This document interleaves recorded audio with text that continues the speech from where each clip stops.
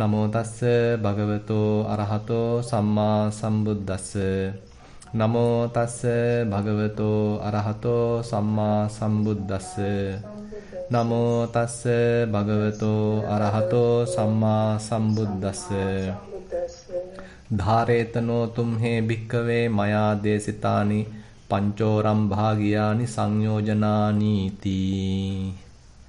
ශ්‍රද්ධාවන්ත පින්වත්නි, අපි සාමාන්‍යයෙන් භාවනා වැඩසටහනක් ආරම්භයේදී කරුණු කීපයක් මතක් කරගන්නවා. ඉතින් සම්ප්‍රදායක් වශයෙන් මම කැමති මේ කරුණු කීපය මේ දුරස්ත භාවනා වැඩසටහනේදීත් මතක් කරගන්න. එකක් තමයි විශේෂයෙන්ම භාවනාවක නිරත වෙන්න කලින් අපි අපේ සීලය අලුත් කරගන්නවා. විශේෂයෙන්ම අපි ඒ සඳහා යම්කිසි කැපවීමක් ඒ සඳහා යොමු වීමක් කරනවා. එතකොට ඇත්තටම අපේ හිත ඒ කටයුත්තේ යෙදෙන්න උවමනා කරන පරිසරය හොඳින් සකස් වෙනවා. පරිසරය තමයි ඉතින් කය වචනය කියලා කියන්නේ. ඒතර අපි කය වචනේ හික්මවාගෙන මේ කටයුත්තේ නිරත වෙන්න උත්සාහන්ත වෙනවා. ඒ නිසා මේ පින්වතුන් අද දවසේ සීලයක් සමාදන් වුණා. ඒ සීලය අවංකව ආරක්ෂා කරන්න උත්සාහන්ත වෙනවා. ඉතින් එතකොට තමන්ගේ අතින් ලොකු වරදක් වෙච්ච බවක්, එහෙම නැත්නම් සීලේ අඩුපාඩුවක් වුණ බවක්, තමන්ගෙන් අනුන්ට කරදරයක් වෙච්ච බවක්, හිරිහැරයක් වෙච්ච බවක් මතක් වෙන්නේ නැහැ. මොකද තමන් සීලය උපරිම වශයෙන් ආරක්ෂා කරන්න උත්සාහන්ත වෙලා තියෙනවා. ඒ නිසා තමන්ට අනවජ්‍ය සුඛයක් දැනෙන්න පටන් ගන්නවා. මම කලින් නම් ඒ තරම් සීලය ගැන සැලකිලිමත් උනේ නැහැ. නමුත් දැන් මම ඒ සඳහා යම්කිසි වෑයමක් දරනවා, අවංක උත්සාහයක් දරනවා කියලා අන්න තමන්ට මේ දරන ප්‍රයත්නයේ සම්බන්ධයෙන් සියුම් සතුටක්, ප්‍රමෝදයක් එන්න පටන් ගන්නවා. එතකොට මේ බඳු තමන් කෙරෙහි ඇතිවන ඒ සියුම් සතුට, ප්‍රමෝදය, තමන් මේ දරන උත්සාහය ගැන, තමන් රක්නා ප්‍රතිපදාව ගැන ඒ තමන් කෙරෙහි ඇතිවන ඒ අහිංසක සතුට ඇත්තටම භාවනාවක් සඳහා සෑහෙන්න ප්‍රයෝජනවත් වෙනවා. ඒ නිසා මේ විදිහට සීලයෙන් අනුග්‍රහ කරන්න කියලා භාගතුන් වහන්සේ පෙන්වලා දෙනවා. ඊට පස්සේ බුදුරජාණන් වහන්සේගේ ධර්මයට ඇහුම්කන් දීලා ඒ ධර්මය අනුසාරයෙන් අපේ මේ ගමනට අත්වලක් සපයා ගන්නා ලෙසට, මාර්ගෝපදේශයන් ලබා ගන්නා ලෙසටත් මතක් කරලා දෙනවා. ඒ නිසා ඒ සඳහා තමයි ඇත්තටම මේ ධර්මදේශනා මාලාවක් විදිහට අපි ඉදිරිපත් කරන්නේ. එතකොට බුදුරජාණන් වහන්සේගේ දහම අපි නැවත නැවත විමසා බැලීම තුළින්, ඇහුම්කන් දීම තුළින් අපි නොදන්නා දෙයක් ඉගෙන ගන්න හම්බ වෙනවා. ඒ වගේමයි දන්නා දෙයක් තව වඩා පිරිසුදුව දැනගන්න හම්බ වෙනවා. ඒ හැම දෙයකටම වඩා අපි මේ කරගෙන යන භාවනා කටයුතු වලදී යම් පමණක සැකයක්, එහෙම නැත්නම් දිගිඩියාවක් ඇති වෙලා තියෙනවා නම් ඒවා දුරු කරගන්න මේ බුදුරජාණන් වහන්සේගේ ඍජු ධර්මය හොඳට විමසලා බලද්දී, තේරුම් ගනිද්දී අපිට ලොකු පිටුවහලක්, මඟ පෙන්වීමක් සපයනවා. ඒ නිසා බුදුරජාණන් වහන්සේගේ ධර්මය නැවත නැවත අපි විමසා බලන්න වටිනවා. ඒකෙන් ගුරුහරුකම් ලබා ගන්න අවශ්‍ය වෙනවා. එතකොට බුදුරජාණන් වහන්සේ පෙන්නපු පාරේ තමයි අපි ගමන් කරන්නේ. මේක ඇවිල්ලා අපි හදාගත්ත පාරක් නෙමෙයි. ලෝකේ ලෞතර බුදු කෙනෙක් පහළ වෙලා උන්වහන්සේ අනුගමනය කළා, සංසාර දුකින් අත මිදිලා අනෙක් අයටත් මෙන්න මේකයි නිවැරදි මාර්ගය කියලා පෙන්වපු බොහොම පෞරාණික මාර්ගයක් තමයි එහෙමනම් අපි අනුගමනය කරන්නේ. ඒකේ ගමන් කරන පළවෙනි පිරිස නෙමෙයි අපි. දහස් ගණන්, ලක්ෂ ගණන්, කෝටි ගණන් මීට කලින් පිරිස් ඒ මාර්ගයේ ගමන් කරලා තියෙනවා. ඉතින් අපිත් ඒ මාර්ගයට, ඒ පෙරහැරට එකතු වෙන පිරිසක් බවට පත් වෙනවා. ඒ නිසා ඒ සුතමේ ඥාණයෙන් අපේ මේ ගමනට උදව් කරන්න, අනුග්‍රහ කරන්න කියලා බුදුරජාණන් වහන්සේ මතක් කරනවා. ඊට පස්සේ මේ ගමන අපි යනකොට තනි තනියෙන් තමයි මේ සියලු ගුණ ධර්ම දියුණු කරන්න අවශ්‍ය වෙන්නේ. භාගතුන් වහන්සේ මඟ පෙන්වනවා පමණයි. අපි තම තමා වශයෙන් මේ සියල්ල දියුණු කරගත යුතු වෙනවා. ඉතින් එතකොටත් සමහර ලාවට අපේ හිතේ යම් සැකමසු තැන් ඇති වෙන්න පුළුවන්. කියපු දේ හරියට නොතේරෙන්න පුළුවන්. ඒ වගේමයි අපි කරපු දේ හරිද කියලා දෙගිඩියාවක් හිතේ ඇති වෙන්න පුළුවන්. ඉතින් මේ නිසා යම් ගැටලු සහගත තැන් මේ ගමනේදී මතුවෙන්න පුළුවන්. ඒ නිසා සාකච්ඡාවකනුත් අනුග්‍රහ කරන්න කියලා කියනවා. එතකොට යම්කිසි කල්යාණ මිත්‍රයෙක් එක්ක යම් සාකච්ඡාවක නිරත වීම තුළින් යම්කිසි ගුරුහරුකමක්, මඟ පෙන්වීමක්, දිරිගැන්වීමක් ලබා ගන්න අවස්ථාව තියෙනවා. ඉතින් එතකොට සැක දුරු කරගෙන විශ්වාසවන්තව, ධෛර්ය සම්පන්නව ඒ කායන මාර්ගය කුමක්ද කියලා හිතේ විශ්වාසයක් ඇති කරගෙන, ශ්‍රද්ධාවක් ඇති කරගෙන දිගට මාර්ගය දියුණු කරන්න, වඩන්න, පිළිපදින්න අවස්ථාව ලැබෙනවා. ඊට පස්සේ තමයි බුදුරජාණන් වහන්සේ පෙන්ලා දෙන්නේ අපේ මේ හිත ස්වභාවයෙන් වික්ෂිප්ත වෙච්ච ගතියක්, විසිරිච්ච ගතියක් තියෙනවා. ඉතින් එහෙම බෑ මේ කටයුත්ත නිවැරදිව කරන්න. එහෙනම් ඉස්සෙල්ලම මේ හිතේ යම්කිසි එකඟතාවයක්, ඒකාග්‍රතාවයක්, නාභිගත කිරීමක්, සකස් කිරීමක් කරන්න සිද්ධ වෙනවා. ඒ සඳහා තමයි සමත භාවනාවක් ඉදිරිපත් කරන්නේ. කොහොමද අපේ හිත ටිකක් සමාහිත කරන්නේ, ටිකක් එකඟ කරන්නේ, ඒකාග්‍ර කරන්නේ. තැන් වල විවිධ අරමුණු වල පැන දුව ඇවිදින හිත ගෙනල්ලා ඒක අරමුණක දිගු වේලාවක් පවත්වමින් ඒ අරමුණේ යථා ස්වභාවය තේරුම් ගන්න තරම් දිගු වේලාවක් පවත්වන්න පුළුවන් තත්වෙට එනම් මේ හිතපත් කරගන්න අවශ්‍ය වෙනවා. එතනදී තමයි සමතයකින් අනුග්‍රහ කරන්න කියලා බුදුරජාණන් වහන්සේ පෙන්නන්නේ. සමතයක් වඩාගත්තට පස්සේ නැත්තම් හිතේ ඒ වමනා කරන ඒකාග්‍රතාවයේ ගොඩ නැගුණට පස්සේ එතනින් සෑහීමකටපත් වීම කිසිසේත්ම අනුමත කරන්නේ නැහැ.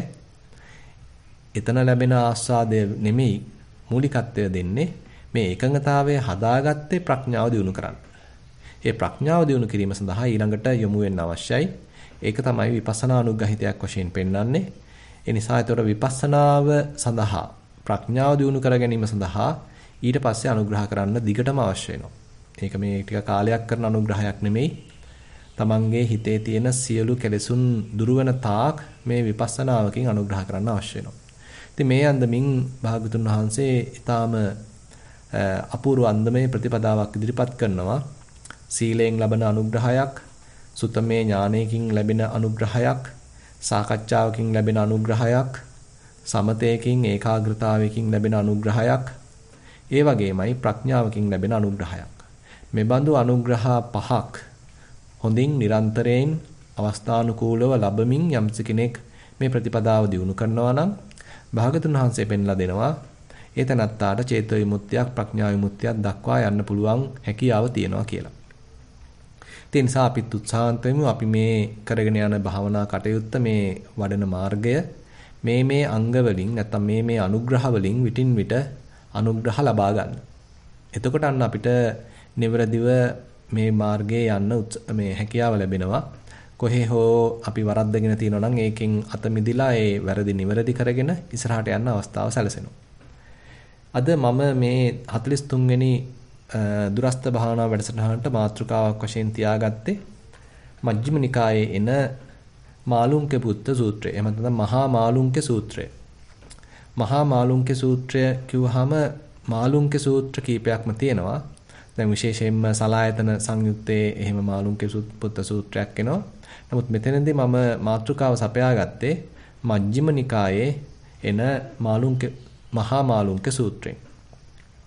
ඉතින් අපිට උපකල්පනය කරන්න පුළුවන් මේ සූත්‍ර කීපයේදීම ඉන්නේ එකම ස්වාමින් වහන්සේ මාළුන්ගේ ස්වාමින් වහන්සේ වෙන්න ඇති කියලා. කෙසේ නමුත් අපිට නමේ නෙමෙයි වැදගත්කම තියෙන්නේ මේ හෙලිදරව් කරන ධර්මයේයි. ඒ නිසා මේ අවස්ථාවේදී අපි කොහොමද මෙතන ධර්ම සාකච්ඡාවක් භාගතුන් වහන්සේගේ ධර්මයේ හෙලිදරව් කිරීමක් සිදු වෙන්නේ කියන කාරණාව ගැන අපි එහෙමනම් අවධානය යොමු කරමු. එක්තරා අවස්ථාවකදී භාගතුන් වහන්සේ සවැත් නුවර ජේතවනාරාමයේ වැඩ වාසය කරනවා. ඉතින් එහෙම වැඩ වාසය කරන අවස්ථාවකදී බුදුරජාණන් වහන්සේම ප්‍රශ්නයක් නගනවා. මහණෙනි මම පංචෝරම් භාගීය ධර්මයක් දේශනා කළා තිනවා. ඔබලා ඒක හොඳින් දරාගෙන දැනගෙන ඉන්නවද? කියලා ප්‍රශ්නයක් නගනවා. දැන් මේ බුදුරජාණන් වහන්සේමයි භික්ෂුන් වහන්සේලාගෙන් ප්‍රශ්නේ නගන්නේ. එතකොට එතන ඉන්නවා මාළුන්ගේ කියලා ස්වාමීන් වහන්සේ නමක්. උන්වහන්සේ ඉදිරිපත් වෙලා කියනවා එහෙමයි ස්වාමීනි මම මේ පංචෝරම් භාගීය කියලා සංයෝජන පහක් ගැන ඉගෙනගෙන තියෙනවා. මම ඒක කියන්න දන්නවා. කියලා ඉතින් මේ බුදුරජාණන් වහන්සේ සැලකනවා. ඉතින් එහෙමනම් කියන්න කියලා බුදුරජාණන් වහන්සේ කියනවා. ඊට පස්සේ ඉතින් මේ මාළුන්ගේ ස්වාමීන් වහන්සේ ඒ තමන් දන්න ඒ කාරණා පහ ඉදිරිපත් කරනවා. සක්කාය දිට්ඨිය, විචිකිච්ඡාව, සීලබ්බත පරාමාසය, කාමච්ඡන්දය, ව්‍යාපාදේ කියලා ඔන්න කාරණා පහක් ඉදිරිපත් කරනවා. දැන් ඔතෙන් අපි විග්‍රහ කරගන්න කලින් කාරණා කීපයක් අපිට ටිකක් විස්තර කරගන්න අවශ්‍ය වෙනවා. දැන් මෙතන පංච ඕරම් භාගීය සංයෝජන කියන වචන කීපයක් සඳහන් වෙනවා. පංච කියන්නේ පහක්, ඕරම් භාගීය කියලා කියන්නේ මේ කාම භවයට ඇදලා තියාගන්නවා, කාම භවය ඇසුරු කරනවා කියන අදහසක්. සංයෝජන කියලා කිව්වහම ඒ ඇද බැඳ තබා ගන්නා ගතිය. එතකොට මේ කාම භවයටම ඇද බැඳ තබා ගන්නා යම් ධර්මතා පහක් ගැන තමයි මේ භාගතුන් වහන්සේ දේශනා කරලා තියෙන්නේ. සංයෝජන ධර්ම ගැන මේ පිංගුතුන් අහලා ඇති. සංයෝජන ධර්ම සාමාන්‍යයෙන් 10ක් පෙන්වුම් කරනවා. ඒක කොටස් දෙකකට කඩනවා. මුල් පහ ඕරම් භාගීය සංයෝජන වශයෙන් උත් අන්තිම පහ උද්දම් භාගීය සංයෝජන වශයෙන් උත්. දැන් ඕරම් භාගීය සංයෝජන වල මුල් 3 අපි අහලා තියෙනවා සෝවාන් සෝතාපට්ටි ඵලයටපත් වෙනකොට නැති වෙනවා කියලා. ඊළඟට එතන එන කාමරාග පටික කියන සංයෝජන දෙක අනාගාමී වෙනකොට නැති වෙනවා කියලා කියනවා. ඒ වගේමයි අවසාන සංයෝජන පහ උද්ධම් භාගීය සංයෝජන පහ වශයෙන් හඳුන්වන රූප රාග අරූප රාග මාන උද්දච්ච අවිජ්ජා කියන පහ නැති වෙන්නේ අරහත් ඵලයෙන් කියලා කියනවා. ඉතින් මේ කරුණු ටික අපි ඉතින් ටිකක් අහලා පුරුදු ගතියක් තියෙනවා. කෙසේ නමුත් දැන් මේ මාතෘකාව අද අපි මේ කතා කරන මහා මාළුන්ක සූත්‍රයේදී මාතෘකාව සපයාගෙන තියෙන්නේ මුල් පහට. මුල් කාරණා පහ ගැන තමයි බුදුරජාණන් වහන්සේ විමසන්නේ. මේ භික්ෂුන් වහන්සේලා මේ මුල් සංයෝජන පහ හොඳින් දන්නවද? ඉතින් මෙහිම ප්‍රශ්නය අහුවාම මේ මාළුන්ගේ පුත්තු ස්වාමින් වහන්සේ ඉදිරිපත් වෙලා "ඔව් මම දන්නවා මං අහලා තියෙනවා" කියලා මේ පහ කටපාඩමින් කියනවා. සක්කාය දිට්ඨිය, විචිකිච්ඡාව, සීලබ්බත පරාමාසය, කාමච්ඡන්දේ, ව්‍යාපාදේ. ඉතින් සමහරවිට ඉතින් දහම් පාසල වල පවා ඉතින් ඕක උගන්වනවා. ඉතින් පුංචි දරුවෙක්ගෙන් ඇහුවොත්, ළමයෙක්ගෙන් ඇහුවොත් මොනවාද සංයෝජන කියන්නේ කියලා. ඉතින් මේ පහ 10 කටපාඩමින් කියන්නේ යන්න පුළුවන්කම තියෙනවා. ඉතින් මෙහෙම කිව්වා මේ මාළුන්ගේ ස්වාමින් වහන්සේ. දැන් ඉතින් බුදුරජාන් වහන්සේ අනිත් පැත්තට අහනවා මාළුන්ගේ පුත්ත මම කවද්ද ඔය වගේ මේ ඕරම් භාගීය සංයෝජන පහක් ඉගැන්නුවේ කියලා ප්‍රශ්නයක් අහනවා. එතකොට දැන් අපිත් ඔය පහම තමයි අහලා තියෙන්නේ ඕරම් භාගීය සංයෝජන වශයෙන්. එතකොට අපේ හිතෙත් ප්‍රශ්නයක් ඇතිවෙනවා. දැන් මේ මාළුන්ගේ පුත්තු ස්වාමින් වහන්සේ නිවැරදි උත්තරේ නේද දුන්නේ? ඇයි එහෙනම් මේ බුදුරජාණන් වහන්සේ අර වගේ ප්‍රශ්නයක් ආපිට අහන්නේ? කවද්ද මං ওই විදිහේ ඕරම් භාගීය සංයෝජන පහක් කියලා දීලා තියෙන්නේ? කියලා මෙහෙම ප්‍රශ්නයක් නගන්නේ ඇයි කියලා අපේ හිතෙත් කුකුසක් ඇති වෙනවා. දැන් එතකොට තව ටිකක් මේ සූත්‍රයේ ඉස්සරහට යනකොට මේ සැකය දුරු වෙනවා. දැන් බුදුරජාණන් වහන්සේ වෙනත් පැත්තකින් වෙනත් දෘෂ්ටි කෝණයකින් තවත් ගැඹුරකින් මේ මාතෘකාවට අවතීර්ණ වෙනවා. අවතීර්ණ වෙලා කියනවා මාළුන්ගේ පුත්‍ර ඔයාශ්පුතුන් මේ විදිහට නම් මේ ඕරම් භාගීය සංයෝජන දන්නේ. ඔය කියන තර්කයට අනුව නම් දන්නේ. මේ මොකක්වත් දන්නේ නැතුව උඩුබැලියතට නිදාගෙන ඉන්න පුංචි දරුවෙක්. අපි කියන්නේ බිලිඳු දරුවෙක්. එයාගේ හිතේ මේ සක්කායක් ගැන කිසිම අදහසක් නැහැ. ඒ කියන්නේ මමෙක් පිළිබඳව මම කියන හැඟීමක්වත් මේ දරුවගේ හිතේ නැහැ. ඉතින් එහෙමනම් ඒ මම මූලික කරගත්ත පුජ්‍යල භාවයක් මූලික කරගත්ත කෙනෙක් පුජ්‍යලයක් සත්වයක් මූලික කරගත්ත දෘෂ්ටියක් ඒ දරුවගේ හිතේ ඇත්තේ නැහැ. ඉතින් එහෙමනම් කොහොමද එතකොට එහෙමනම් කියන්න පුළුවන් ඒ දරුවගේ හිතේ මේ සංයෝජන නැහැ කියලා. සක්කාය දිට්ඨිය කියන සංයෝජනේ නැහැ කියලා. එතකොට ඉතින් මේ අනිකුත් අන්‍ය ලබ්ධිකයින් කියනවා නේද ඒ දරුවත් එහෙමනම් මේ යම්කිසි අධිගමයකට ලක් වෙලයි තියෙන්නේ කියලා. උසස් මාර්ගඵල මට්ටමකටපත් වෙලා නේද මේ දරුවා ඉන්නේ කියලා සමහරවිට එහෙමනම් මේ අන්‍ය ලබ්ධකයෙන් අපිට චෝදනා කරන්න පුළුවන්. මේ කියන අර්ථ දැක්වීම ඉදිරිපත් කළොත්. ඊට පස්සේ බුදුරජාණන් වහන්සේ ඊටාම වටිනා කරුණක් මතක් කරනවා. මේ දරුවාගේ හිතේ කෙනෙක් පුජ්‍යලයක් සත්වයක් මූලික කරගෙන ඒ බඳු හැඟීමක් නැති වුණාට ඒ බඳු දෘෂ්ටියක් ඇත්තේ නැති වුණාට නිදිගත් මට්ටමක අනුසය මට්ටමක මෙන්න මේ සක්කාය දිට්ඨිය කියන අනුසය තැම්පත් වෙලා තියෙනවා. ඉතින් ඒක එක අතකින් ඒ කලින් භවවලදී දියුණු කරපු නැත්නම් ඒ වරදවල වටහාගත්ත ඒ සක්කාය දිට්ඨිය තමයි එවනම් මෙයාගේ අනුසය වශයෙන් මේ හිතේ පතුලේ තැම්පත් වෙලා තියෙනවා. දැන් එතකොට මෙතනින් තවත් කාරණයක් මතු කරගන්න පුළුවන්. එහෙමනම් බුදුරජාණන් වහන්සේ නිකං හිතේ මතු පිට මට්ටමක් ගැන පමණක් නෙමෙයි දේශනා කළා තියෙන්නේ. බැලූ බැල්මට අපේ හිතේ කෙලෙස් තියෙන්නේ හිතේ මතු පිට. අපේ හිතට රාගයක් ආවම ඉතින් අපි ඒ අනුව කටයුතු කරනවා. ඒ අනුව හැසිරෙනවා. ඉතින් එතකොට ඉතින් රාගය හිතේ ඇතුලේ තමයි තියෙන්නේ. හිතේ මතු පිට තමයි තියෙන්නේ. බැලූ බැලමට පෙහෙන්නේ එහෙම. ඊට පස්සේ කේන්තියක් ආවහම ඉතින් කේන්තියට අනුව ඉතින් කෙනෙකුට බනිනවා, ගහනවා, රවනවා. ඉතින් ඒ විදිහට කටයුතු කරනවා. ඉතින් බැලූ බැලමට ඉතින් හිතට ඒ ද්වේෂය මතුවෙන්න ඕනේ. නමුත් බුදුරජාණන් වහන්සේ දේශනා කරනවා, ධර්මයේ පෙන්නනවා මේ කෙලෙසුන්ගේ එක්තරා අන්දමකින් මට්ටම් තුනක්. ඔන්න ඔය කාරණාව තමයි එකතකින් මේ සූත්‍රයේදී විශේෂයෙන්ම විදහා දක්වන්නේ.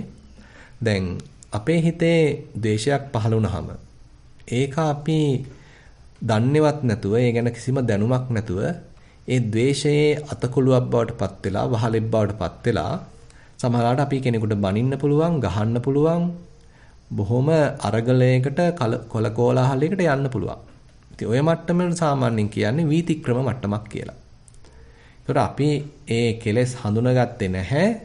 කිසිම සතිමත් බවක් දියුණු කළා නැහැ.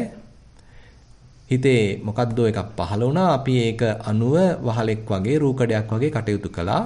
ඉතින් අපේ අතින් සිල් බිඳුණා. අපි පරුස වචන පාවිච්චි කරා, කේලම් කිව්වා, බොරු කිව්වා, සතෙක් මැරුවා, හොරකමක් කරා, මේ මොනවා හරි වරදක් අපේ අතින් සිද්ධ වුණා, සිල්පද බිඳුණා, වීතික්‍රමණයක් සිද්ධ වුණා. ඉතින් ඒක තමයි සාමාන්‍ය බහුලව දක්නට ලැබෙන මට්ටම. දැන් එතකොට හැබැයි ඊට මෙහා අපි හිතමු කෙනෙක්ගේ හිතේ ද්වේෂයක් පහළ වුණා. එයා හැබැයි වීතික්‍රමණය කරන්නේ නැතිව, තමන්ගේ සිල්පද බිඳ ගන්න නැතිව සීලයක් රැක්කා නේද, රකින්නවා නේද කියලා සීලය මතක් කරගෙන ආරක්ෂා වෙන්න උත්සාහන්ත වෙනවා. හැබැයි හිතේ ද්වේෂයක් පහළ වෙලා තියෙනවා. හිත දැවෙනවා.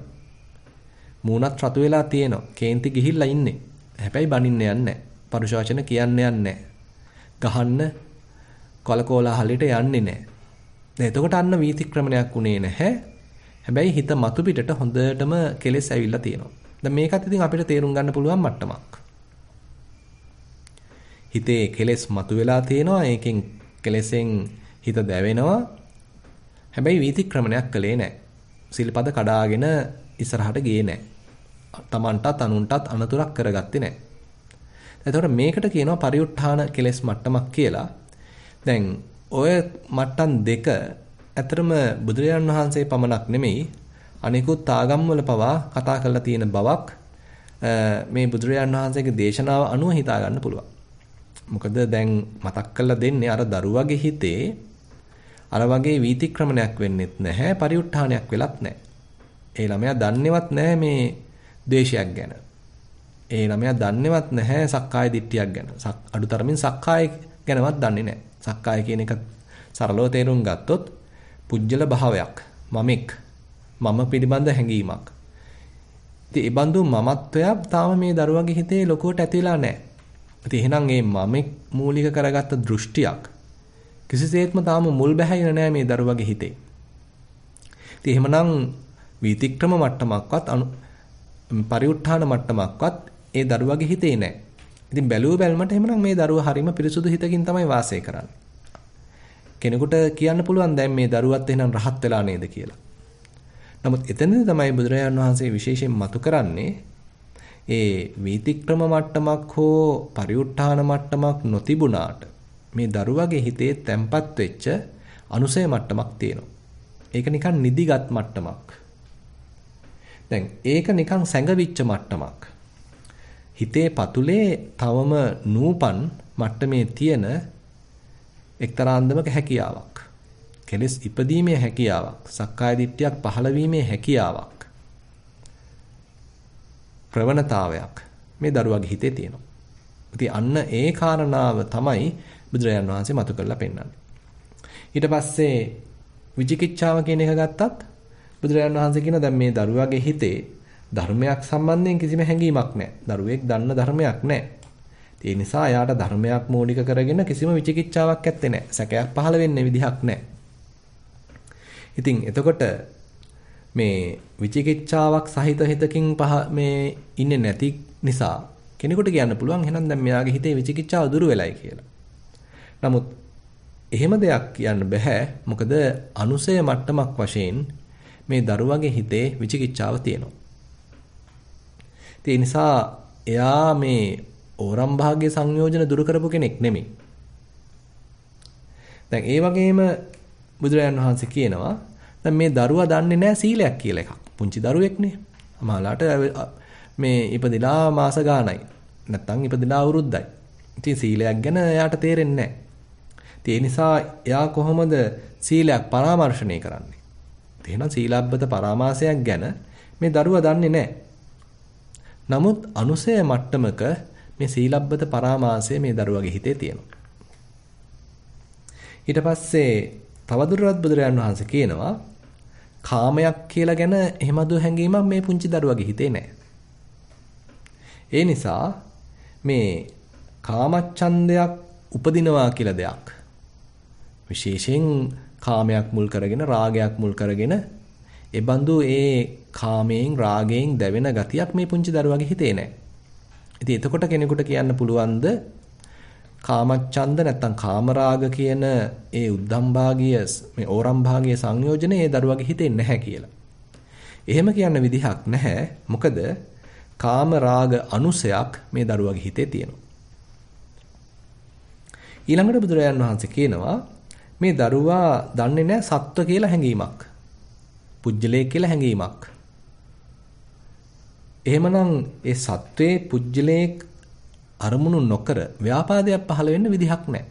ද්වේෂයක් තරහවක් පහළ වෙන්න විදිහක් නැහැ. තාම මේ පුංචි දරුවෙක්. අපි තුමු ඉපදිලා දවස් ගාණයි, මාස ගාණයි. ඉතින් අර විදිහට ද්වේෂයක් පහළ වෙන්න නම් සත්ව සංඥාවක් තියෙන්න ඕනේ, පුජ්‍යල සංඥාවක් තියෙන්න ඕනේ.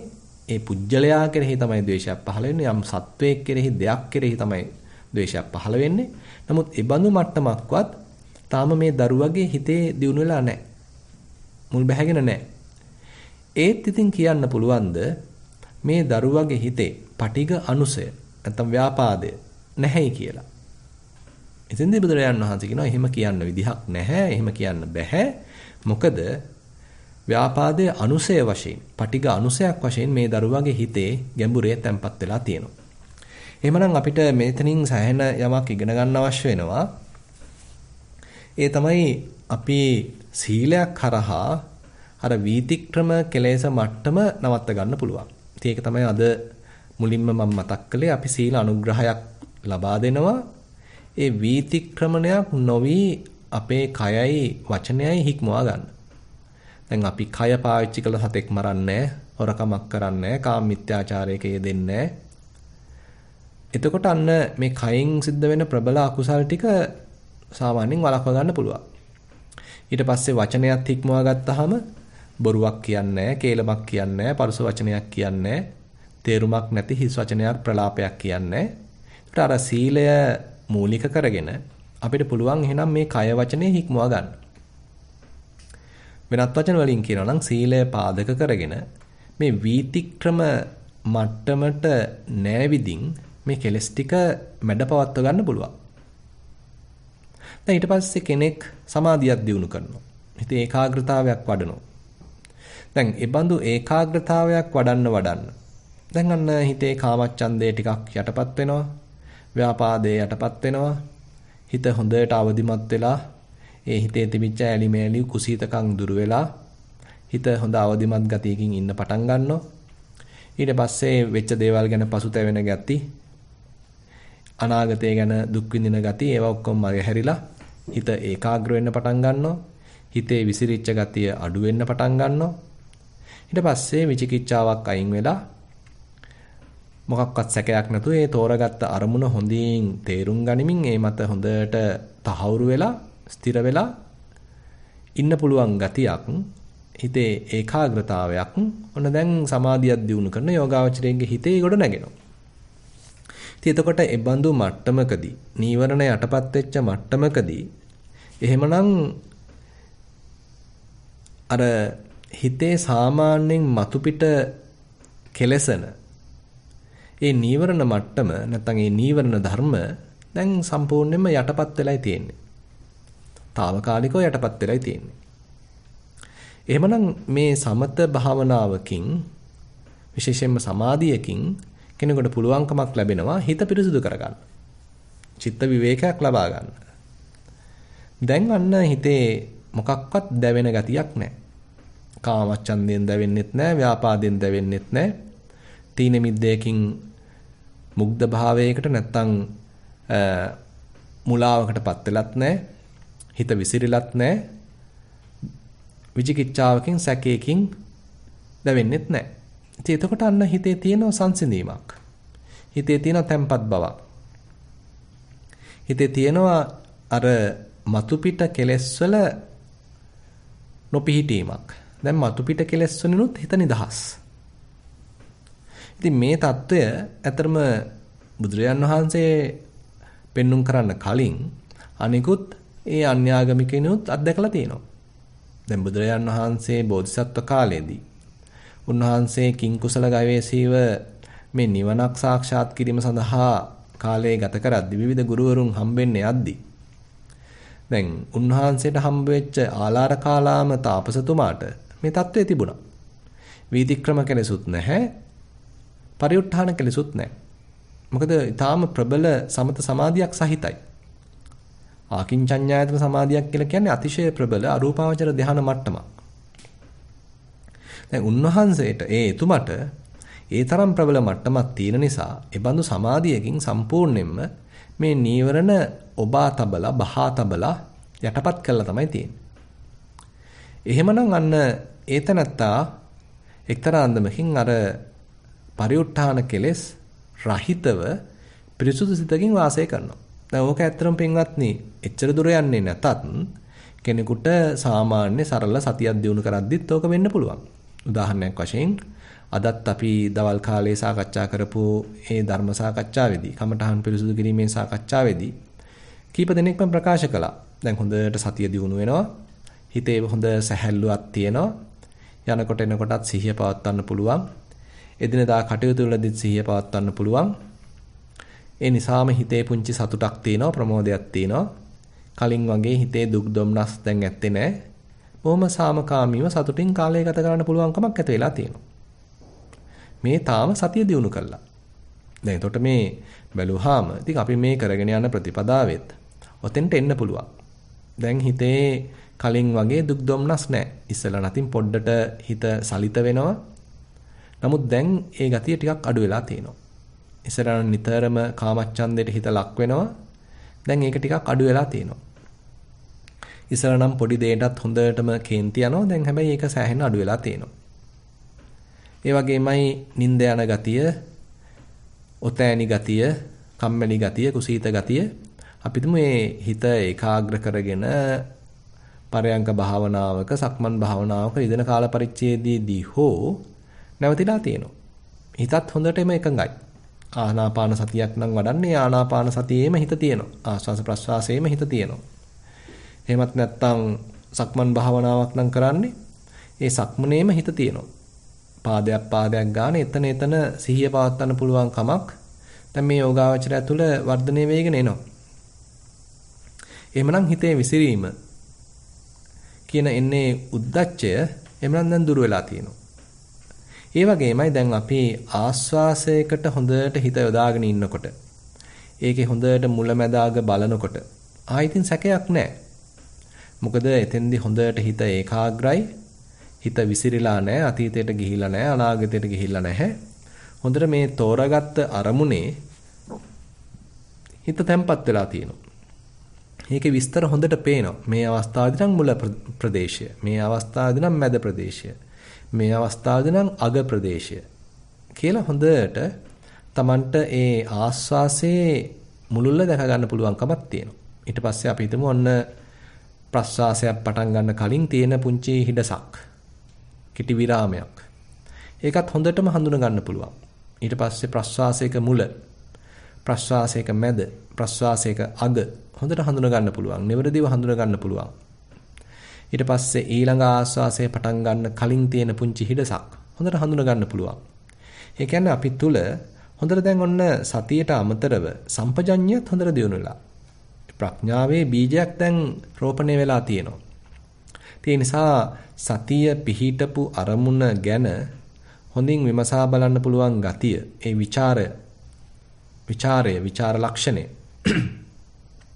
හිතක තියෙනවා නම් ඒ හරහා විචිකිච්ඡාව ප්‍රහාණය වෙනවා. විචිකිච්ඡාව දුර වෙලා තියෙන්නේ. හැබැයි මේ අයින් වෙලාම නෙමෙයි, తాවකාලිකව ਵਿਚාරය හොඳින් තියෙනකොට ඒ හිතේ විචිකිච්ඡාවට ඉඩක් නැහැ. දැන් අපි නැවත මේ ආස්වාසයට හිත නංවන්න ප්‍රස්වාසයට හිත නංවන්න දැන් හිතට පැවරිච්ච යම්කිසි කාර්යයක් තියෙනවා. එයාට නිකන් ඉන්න විදිහක් නැහැ, නිදා ගන්න විදිහක් නැහැ. නැවත මේ පැමිණෙන අරමුණට හිත නංවිය යුතුයි. මොකද ආස්වාද ප්‍රස්වාස ක්‍රියාවලිය නවතින්නේ නැහැ. එකක් බල්ලා ඉවරනකොට ඊළඟ එක ඇවිල්ලා. ඒක බල්ලා ඉවරනකොට ඊළඟ එක ඇවිල්ලා. ඉතින් ලොකු කාර්යයක් අපි පවර්ලා තිනවා අපේ හිතට මේ පැමිණෙන ආස්වාසයට ප්‍රස්වාසයට නැවත හිත නංවමින් ඒ කටයුත්තේ යෙදෙන්න. ඒතර මේ බඳු කාර්යභාරයක් පැවරුණ නිසා දැන් එයාට කම්මැලි වෙන්න නිදා ගන්න විදිහක් නැහැ. එහෙමනම් මේ විතර්කයේ හරහා නැවත මේ අරමුණට හිත නැංවීම හරහා අර තීන මිද්දය කියන නීවරණය අයින් වෙලා තියෙනවා. එහෙමත් නැත්නම් ඉතින් කෙනෙක් මුලදී විතර්කයේ පමණක් නෙමෙයි මෙනෙහි කිරීමකුත් කරනවා. ආස්වාසයක් ගන්නකොට ආස්වාසයක් කියලා මෙනෙහි කරනවා. ප්‍රස්වාසයක් අවස්ථාවේදී ප්‍රස්වාසයක් කියලා මෙනෙහි කරනවා. එහෙම නැත්නම් සක්මනකදී වම කියලා මෙනෙහි කරනවා, දකුණ කියලා මෙනෙහි කරනවා. එහෙම නැත්නම් ඔසවනවා, තබනවා කියලා මෙනෙහි කරනවා. ඉතින් මේ විදිහට මේ මෙනෙහි කිරීමක් සහිතව යනකොටත් ඉතින් එතෙන්දී හිතට ඈලිමෑලිකමක්, කුසීතකමක්, කම්මැලිකමක් ඇති වෙන්න විදිහක් නැහැ. මොකද හිත හොඳට ඒ කටයුත්තේ නිරත වෙලා කාර්යශූරව, කාර්යශීලීව ඒ කටයුත්තේ නිරත වෙන්න අවශ්‍යයි. එhmenan මේ තීන මිද්ද අයින් වෙනවා, යටපත් වෙනවා මෙන්න මේ විතක්කය හරහා. දැන් පින්වත්නි මේක තව හොඳින් කරගෙන යනකොට හිතේ යම්කිසි සැහැල්ලුවක්, කායික සුවයක්, මානසික සුවයක් එන්න පටන් ගන්නවා. දැන් තමන් සෑහෙන කාලයක් තිස්සේ වෙහෙසුණා, මහන්සි වුණා. මේ මහන්සියේ ප්‍රතිඵලයක් දැන් ඔන්න පොඩ භුක්ති විඳිනවා. ඉතින් ඒ සාර්ථකව කටයුත්ත සිද්ධ වෙනකොට ඔන්න ප්‍රීතියක් පහළ වෙනවා. සමහරවිට ඇඟ කිලිපොලා යනවා. රැල්ලක් ඇවිල්ලා යනවා වගේ දැනෙනවා. නිකම් පා වෙනවා වගේ දැනෙනවා. ඉතින් මේ විදිහට බොහොම ප්‍රසන්න, සැහැල්ලු ප්‍රීති ප්‍රමෝදයන් විටින් විට හට ගන්නවා. ඉතින් දැන් හිත හරීම ප්‍රීති සහගතයි. ඒතර ප්‍රීති සහගත මට්ටමකදී ව්‍යාපාදයට තැනක් නැහැ. ද්වේෂයකට තැනක් නැහැ. ද්වේෂයක් ඇති වෙන්න විදිහක් නැහැ. හිතේ තියෙන ප්‍රීතියක්, සොම්නසක්, ප්‍රමෝදයක්. එhmenan මේ හිතේ පහළ වෙන ප්‍රීතිය, සොම්නස, ප්‍රමෝදය ඔය ව්‍යාපාදයේ කියන නීවරණය යටපත් කරනවා. දැන් අපි හිතමු ඔය ටික ඔක්කොම හොඳට සකස් වෙලා, දැන් කයත් හොඳට සකස් වෙලා තියෙනවා. හිතත් බොහොම සංසුන්. ඒ බඳු මට්ටමකදී කායික සුවයක්, මානසික සුවයක් දැනෙනවා, සැපයක් දැනෙනවා. දැන් මේ සැපයක් දැනෙනවා නම් ඒ සැපවත් බව තුල අපේ හිත ඉන්න පටන් ගන්නවා. හිත නිරන්තරයෙන්ම අතීතයට අනාගතයට පනින්නේ මේ ඇතුලේ සැප නැති නිසා. තාම අපේ හිත ඇතුලේ නැත්තම් මේ කය ඇතුලේ, කය ඇසුරේ හිතට ලැබෙන්නේ සහනයක්, ලැබෙන්නේ නැහැ සතුටක්, ප්‍රමෝදයක්. එහෙමනම් ඉතින් එයා අතීතයට ගිහිලා සතුටක් හොයනවා. වෙච්ච දෙයක් අල්ලගෙන එයා සතුට වෙන්න උත්සාහන්ත වෙනවා. නැත්නම් අනාගතේ කරන්න තියෙන දෙයක් මතක් කරගෙන සැලසුම් හදා ඒ තුලින් සතුට වෙන්න උත්සාහන්ත වෙනවා. නමුත් පින්වත්නි අපි මේ සමාධියක් දියුණු කරන රටාව තුල අපේ හිතේ, කයේ ලොකු ප්‍රමෝදයක්, සැහැල්ලුවක්, සතුටක් පහළ වෙන්න ඒ තුලින් සැපයක් ඇති වෙන්න දැන් හිත තේරුම් ගන්නවා මේ ඇතුලේ ඉන්න එක හරි සැපවත්. එළියේ ගිහිල්ලා දැවෙන්න අවශ්‍ය නැහැ.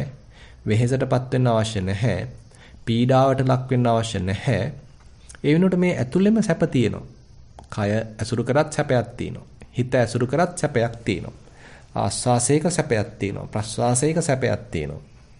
කියලා අන්න මේ යෝගාවචරයේ හිත දැන් තේරුම් ගන්නවා. ඉතින් එයාට ආයි අතීතයේ දේවල් අල්ලගෙන පසුතැවෙන්න උවමනාවක් නැහැ. අනාගතයේ වෙන්න තියෙන දේවල් අල්ලගෙන අවිනිශ්චිත භාවයක් ඇති කරගන්න උවමනාවක් නැහැ. ඒ වගේමයි වෙන අරමුණු වල පැන යන්න කිසි උවමනාවක් නැහැ. මොකද මේ ඇතුළතම සැප තියෙනවා. දැන් එහෙමනම් අර උද්දච්ච කුක්කුච්චය කියලා කියන අන්න ඒ නීවරණ දෙකත් යටපත් වෙනවා.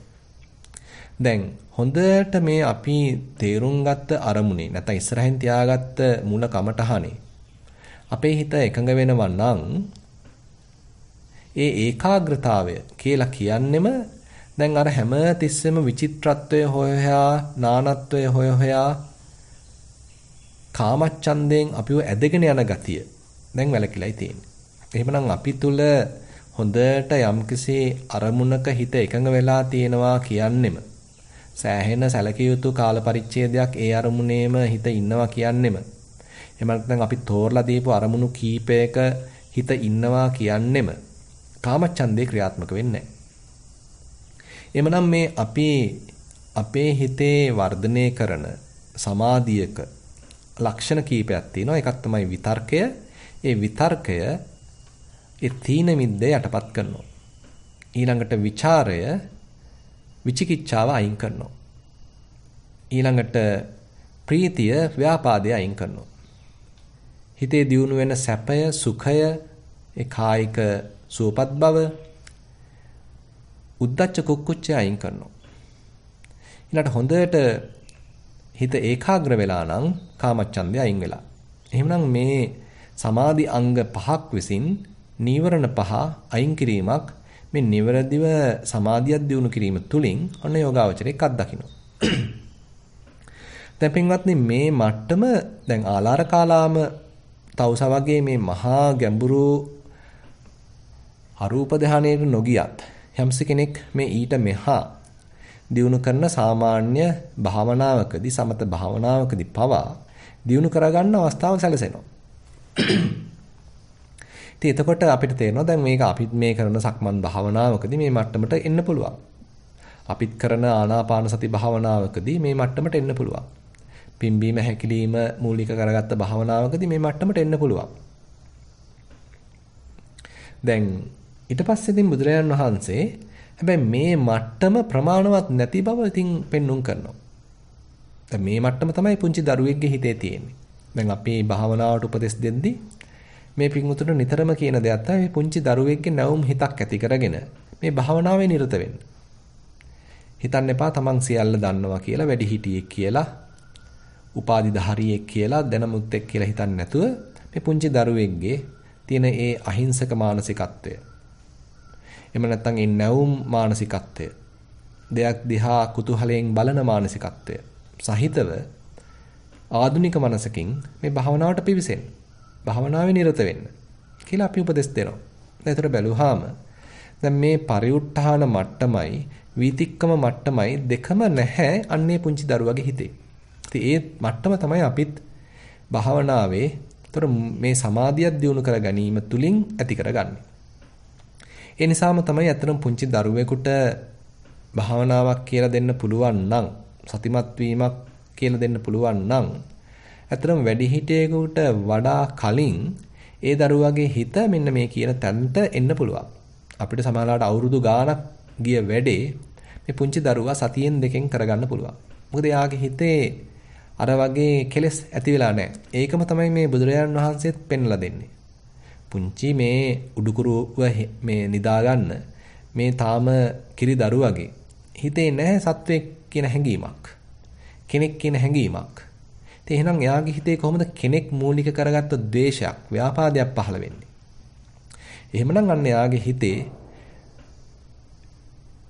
ව්‍යාපාදයක් නැහැ කියලා තමයි කියන්න තියෙන්නේ. නමුත් ව්‍යාපාද අනුසයක්, පටිඝ අනුසයක් තියෙනවා. ඒක තමයි ඉතින් ගැඹුරු කාරණාව. ඒ වගේමයි උඩුකුරුව ඉන්න පුංචි ලදරුවෙක්ගේ හිතේ නැහැ මේ කෙනෙක් පිළිබඳ හැඟීමක්, මම කියලා හැඟීමක්, සක්කාය කියලා හැඟීමක්. තාම යා මගේ මේ දේවල් මගේ කියලා තාම එහෙම අල්ලගෙන නැහැ. එයාගේ හිතේ තාම බොහොම ප්‍රසන්න බවක් තියෙන්නේ. පුංචි දරුවෙක් ඉතින් hina වෙවි. ඉතින් හරියම සතුටින් ඉඳද්දී යාගේ හිතේ තියෙන හරිය සොම්නස් සහගත බවක්. ඉතින් එහෙනම් කොහොමද සක්කාය දිට්ඨියක්? මේ බුදුරජාණන් වහන්සේ මතු කරන ඒ කාරණාව ඊටාම වැදගත්. ඉතින් අපි එකාතකින් භාවනා කරද්දී අපිත් මේ පුංචි දරුවෙක්ගේ මානසිකත්වයට එනවා නම් ටිකක් පහසුවෙන් අපිට මේ වීතික්‍රම කෙලෙස්, පරිඋත් ทาน කෙලෙස් අයින් කරන්න පුළුවන්කමක් ලැබෙනවා. දැන් ඊට පස්සේ බුදුරජාණන් වහන්සේ දැන් තවදුරටත් විස්තර කරනවා දැන් මේ මාළුන්ගේ පුත්‍ර ස්වාමීන් වහන්සේට මේ කාරණා සම්බන්ධයෙන්. ඇත්තට මෙතන ඉන්නව ආනන්ද ස්වාමීන් වහන්සේ. දැන් බුදුරජාණන් වහන්සේ අර විදිහට මාළුන්ගේ පුත්‍ර ස්වාමීන් වහන්සේ දීපු පිළිතුර ප්‍රතික්ෂේප කරාට පස්සේ ප්‍රතික්ෂේප කරලත් දැන් මේ බඳු පිළිතුරක් දුන්නොත් එහෙම මේ අන්‍ය ලබ්ධිකයින් මේ පුංචි දරුවෙකුගේ හිතෙත් මේ ඕරම් භාගීය සංයෝජන නැහැ නේද කියලා අපිට චෝදනා කරනවා නේද මාළුන්ගේ පුත්ත කියලා මාළුන්ගේ පුත්ත ස්වාමීන් වහන්සේගේ පිළිතුරේ තියෙන ඒ අසම්පූර්ණ ගතිය අසම්පූර්ණ බව පෙන්ලා දුන්නට පස්සේ දැන් ඔතන ඉන්නවා ආනන්ද ස්වාමීන් වහන්සේ. ආනන්ද ස්වාමීන් වහන්සේ තේරුම් ගන්නවා මෙතන ටිකක් මීට වඩා ගැඹුරු කාරණයක් තියෙනවා. බුදුරජාණන් වහන්සේ ඒකයි මේ බැලූ බැල්මට නිවැරදි පිළිතුර දුන්නත් ටිකක් මේ වෙන පැත්තකින් මේකේ තියෙන අඩුපාඩුවක් පෙන්වලා දෙන්නේ. ඒ නිසා භාගතුන් වහන්සේගෙන් අහන්න ඕනේ මෙන්න මේ ගැඹුරු පැත්ත. කියලා භාගතුන් වහන්සේට ආරාධනා කරනවා ස්වාමීනි අපි කෙරේ අනුකම්පාවෙන් මේ ඕරම් භාගීය සංයෝජන ගැන පුළුල් විස්තරයක් කරන්න. අපිට ටිකක් ගැඹුරින් ඒක කියලා දෙන්න. භාගතුන් වහන්සේ කියලා දුන්නොත් භික්ෂුන් වහන්සේලා දරා ගනිවි. කියලා තින් භාගතුන් වහන්සේට ආරාධනා කරනවා. ඔන්න එතකොට තමයි බුදුරජාණන් වහන්සේ ටිකක් ගැඹුරින් මේ සංයෝජන පහ ගැන තව ටිකක් ඔන්න විස්තරයක් කරන්නේ. බුදුරජාණන් වහන්සේ කියනවා සාමාන්‍යයෙන් දැන් කිසිම ධර්මයක් දන්නේ නැති ඊළඟට මේ සත්පුරුෂයන් ඇසුරු කරන්නේ නැති ඒ වගේම ඒ සත්පුරුෂ ඇසුරක් ලබන්නේ නැති සත්පුරුෂයන් දකින්න යන්නේ නැති ධර්මයක් අහලා නැති ඉතින් මේ බඳු අශෘතවත් පෘතුජනෙක් ඉන්නවා. ඉතින් මේ කාරණාව නිතර නිතර සූත්‍ර දේශනාවල සඳහන් වෙන දෙයක්. ඒ තැනැත්තා ගැන විස්තර කරන්නේ යා කවුරුවත් මේ ආර්යයන් වහන්සේ කෙනෙක් බුදුරජාණන් වහන්සේ කෙනෙක් එහෙම දකින්න යාමක් හෝ ඒ උන්වහන්සේලා ඇසුරකට යාමක් හෝ උන්වහන්සේලාගේ ධර්මයකට හිත කන යොමු කිරීමක් හෝ ඒ ධර්මය අහලා හෝ ඒ ධර්මයේ හික්මෙන්න උත්සාහයක් දරන හෝ බවක් නැහැ. ඉතින් ආ ඉන්නේ සාමාන්‍ය ඉතින් කාමභෝගී ජීවිතයක ගත කරන ගතියක් තියෙන්නේ. ඉතින් එයාගේ විස්තරයක් එයා කොහොමද කටයුතු කරන්නේ? එයාගේ හිතේ මේ සංයෝජන ක්‍රියාත්මක වෙන්නේ කොහොමද කියන කාරණාව මුලින්ම ඊට පස්සේ තින් බුදුරජාණන් වහන්සේ විස්තර කරනවා. කොහොමද මේ සංයෝජන ක්‍රියාත්මක වෙන්නේ? දැන් එතකොට ටික ටික වැඩිහිටි වෙන්න දැන් අපේ හිතේ ඇති වෙනවා කෙනෙක් පිළිබඳ හැඟීමක්. අම්මලා තාත්තලා කියලා දෙනවා මේ ඉන්නේ බබා, මේ ඉන්නේ පුතා, මේ ඉන්නේ දුව කියලා ඉතින් අපිට නමක් දානවා. බබාගේ නම මෙන්න මේකයි. ඉතින් ඇවිල්ලා අපේ අම්මලා තාත්තලා අහනවා. ඉතින් බබාගේ නම මොකද්ද? ඉතින් අහනවා. එතකොට අපි අපේ නම කියනවා. ඊට පස්සේ අපේ ගුරුවරු නම් ලකුණු කරනවා. පන්ති බාර ගුරු මෑණියෝ, ගුරු පියතුමා. ඉතින් පන්තියට ගියාම ඔන්න ඉතින් නම් ලකුණු කරනවා. ඉතින් ඒ නම කියද්දි ඉතින් ඉන්නවා කියලා ඉතින් එදා ඇවිල්ලා නම් ඉතින් අපි අත උස්සනවා. උත්තර දෙනවා ඉන්නවා කියලා. ඊට පස්සේ ඉතින් අපේ යාළුවෝ අපිට ආමන්ත්‍රණය කරනවා අපිට දාපු නමින්. ඊට පස්සේ ඉතින් අපේ ප්‍රගති වාර්තාව ඉදිරිපත් කරනවා. මාසික වාර්තා ඉදිරිපත් කරනවා. විභාග අවසානයේ වර්ෂ අවසානයේ ඉතින් අපිට ප්‍රගති වාර්තාවක් දෙනවා. ඒකේ ඉන්නවා ඉතින් අහවලා කියලා ඉතින් දාලා තියෙනවා. පන්ති බාර ගුරුතුමියගේ නම දාලා තියෙනවා. දැන් පොඩ දැන් අපි දැන් ඔන්නේ නමට ආරූඪ වෙනවා. අපිට නමක් දැම්මමයි තාත්තා එකතු වෙලා. ඊට පස්සේ අපි මේ නමත් එක්ක යන ඕන්න පාසලේ පළවෙනි පන්තියට. ඒ ගුරුතුමියා අපිව දැන් හඳුන්වන්නේ ඒ නමින්. අපේ යාළු මිත්‍රාදීන් අපිව හඳුන්වන්නේ ඒ නමින්.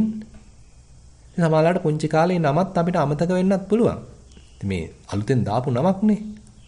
නමුත් ඉතින් කාලයක් තිස්සේ ඒ නමින්ම අපිව අමතනකොට දැන් මේ නමට අපි නිකන් ලයිසන් එකක් ගත්තා වගේ බලපත්‍රයක් ගත්තා වගේ මේ නම තමයි දැන් මම බවට පත් වෙන්නේ. මේ නම තුලින් මමෙක් ඔන්න දැන් පොඩ ගොඩ නැගෙන්න පටන් ගන්නවා. ඊට පස්සේ ඒ නමට තමයි හැමතිස්සෙම දැන් කතා කරන්නේ. ඊට පස්සේ දැන් දෙවනි පන්තියට සමර්ථ වෙනවා. එතකොට ඉතින් ඒකේ සමර්ථ වුණා, අහවලා සමර්ථ වුණා කියලා ඉතින් ඒකේ දිය වෙනවා. ඊට පස්සේ ඉතින් අපි අම්මට තාත්තට මේ ප්‍රගති වාර්තාව ඉදිරිපත් කරනවා. ඉතින් ඒ අම්මා තාත්තා ඒ නම සහිත වාර්තාව බලනවා. ඉතින් අපි හොඳට සමර්ථ වෙලා නම් ඉතින් අපිට ප්‍රශංසා කරනවා. ඊට පස්සේ ඉතින් කවුද ඊළඟට සමත් වෙලා තියෙන්නේ, කවුද පන්තියේ පළවෙනියා වෙලා තියෙන්නේ කියලා ඉතින් අපෙන් අහනවා. ඒතකොට ඉතින් අපි අන්න අහවලා තමයි පළවෙනියා වුණේ, මට නම් පළවෙනියා වෙන්න බැරි වුණා කියලා ඉතින් ඔන්න අපි කියනවා. ඉතින් ඇයි උඹට ඔක පළිනිය වෙන්න බැරි වුනේ කියලා ඉතින් අපිට අම්මා තාත්තා බනිනවා. ඉතින් ඕවම සාමාන්‍යයෙන් වෙනවා. එතකොට ඉතින් අපි ටික ටික ඒ තව ඒ නමට ආරූඪ වෙනවා. දැන් මෙහෙම ටික ටික යනකොට ඔන්න ඉතින් දැන් අද කාලේ හැටියට ඔන්න පහේ ශිෂ්‍යත්ව වෙනවා. ඉතින් හොගාලා ඉතින් අම්මයි තාත්තයි අපිවත් උස්සගෙන පන්ති වලට දුවනවා. දැන් මේ කාලේ හැටියට නම් දුරස්ත ක්‍රමයට ඉතින් ඒවට සම්බන්ධ වෙනවා. ඉතින් පුදුමාකාර තරංගයක්. අභිබවා යන්න දරන තරංගයක්. පුදුමාකාර විදිහට මේ පුංචි දරුවගේ හිතේ කෙනෙක් පිළිබඳ හැඟීමක්, පුජ්‍යලයක් පිළිබඳ හැඟීමක්, මමත්වයක් අම්මයි තාත්තයි එක්ක එකතු වෙලා, දෙමව්පියෝ එකතු වෙලා, ඥාතීන් එකතු වෙලා, අසල්වාසීන් එකතු වෙලා, ගුරුවරු එකතු වෙලා මේ මමයා පොඩ රෝපණය කරනවා. දැන් අන්න මමෙක් පොඩ ඔලු උස්සනවා. ඊට පස්සේ දැන් මම ශිෂ්‍යත්වේ පාස් වෙන්න ඕනේ. මම අරයට වඩා ලකුණු ගන්න ඕනේ. මම එයාට වඩා කොහොම හරි මේ පාර පන්තියේ ඉස්සරහට එන්න ඕනේ. එයාට කලින් මම ටීචර්ට ගිහිල්ලා පොත පෙන්වන්න ඕනේ. දැන් ඔන්න මම ඉස්සරහට එනවා. දැන් ටික ගිහිල්ලා අපි හිතමු දැන් පොඩ ඉතින් වයස මුහු කුරා යනවා. දැන් සාමාන්‍ය පෙළ විභාගෙට ඉතින් ඉදිරිපත් වෙනවා. දැන් එතකොට ඒ කාලේ වෙනකොට ඔන්න ඉතින් අපිට හැඳුනුම්පතක් හදලා දෙනවා. ඉතින් ඒකේ ඉන්නේ තනි කරම ඉතින් මූණත් අහඩුවත් එක්ක අර මම තමයි ඉන්නේ. දැන් මේ මූණත් එතන තියෙනවා. ඒ මට දීපු නමත් එතන තියෙනවා. මට දීපු අංකයකුත් තියෙනවා. වාසගමක් සහිතව ඉතින් මේ සියලු පෙළපත් නාමයේ සහිතව ඔන්න එතන මමික් තහවුරු කරලා තියෙනවා. ඊට පස්සේ දැන් මේක හැම තැනම ඉතින් අරන් යන්න ඕනේ. මම තහවුරු කරන්න හැඳුනුම්පත ඉදිරිපත් කරනවා. හැම තැනම අනන්‍යතාවය පෙන්වන්න නම් ඔන්න මම ඉන්නම ඕනේ. මම සතුව හැඳුනුම්පත තියෙන්න ඕනේ. ඒක තමයි මගේ සුවිශේෂී අනිත්‍යයෙන් වෙන් කර හඳුනා ගැනීමේ අනන්‍යතාවය පෙන්වන හැඳුනුම්පත. ඉතින් මේ විදිහට දැන් ඔන්න අපි කෙනෙක් වුණා. මමෙක් වුණා. දැන් කොහොම හරි දැන් ඉතින් සාමාන්‍ය පෙළ නම් පාස් කරගන්න ඕනේ. ඊට පස්සේ ඉතින් සෑහෙන්න පන්ති ගිහිල්ලා ඉස්කෝලෙත් ඉතින් පුළුවන් තරම් මහන්සි වෙලා ඉතින් මම කොහොම හරි විභාගේ පාස් කරගන්න දැන් උත්සාහන්ත වෙනවා. මම ඉතින් පාඩම් කරනවා. මම පෞද්ගලික පන්ති වලටත් යනවා. ඉතින් යාළු මිත්‍රාදීන් එක්කත් ඉතින් ටිකක් මහන්සි වෙනවා. ඉතින් කොහොම හරි ඉතින් මම විභාගේ ඉතින් අපි තුමු ඉන්නේ එකක් සාර්ථක වුණා. පාස් වුණා. සමර්ථ වුණා. දැන් ඉතින් උසස් පෙළ කරන්න යනවා. දැන් උසස් පෙළ කරන්න ගියාමත් එතනත් ඉතින් පුදුමාකාර තරංගයක් තියෙන්නේ. ඉතින් දැන් මට වඩා දක්ෂ අය සෑහෙන්න ඉන්නවා. දැන් කොහොමද මම මේ අනිත් අයත් එක්ක කරට කර කොහොමද වැඩ කරන්නේ? දැන් මම ගෙදර ඇවිල්ලා තව ඉතින් උත්සාහවන්ත වෙනවා. සමහරවිට ඉතින් අනිත් දේවල් කැප කරගෙන ඔන්න පාඩම් කරනවා. අපි දැන් මේ කතා කරේ අධ්‍යාපනයේ පැත්තෙන් යන කෙනෙක්. අපි තුමු ක්‍රීඩා පැත්තෙන් යන කෙනෙක්. ක්‍රීඩාවට දක්ෂ කෙනෙක්. ඉතින් යාව ක්‍රීඩාවට දක්ෂ කෙනෙක් වශයෙන් ඉතින් ක්‍රීඩා භාර ගුරුතුමා හඳුනා ගන්නවා. ඉතින් එයාට තමයි දැන් පාසලේ ක්‍රීඩා උත්සවයේදී පදක්කමක් ලැබෙන්නේ. ඉතින් හරිම සතුටුයි. මොකද මට පදක්කමක් ලැබිලා. මම තමයි ක්‍රීඩාවේ දක්ෂයා.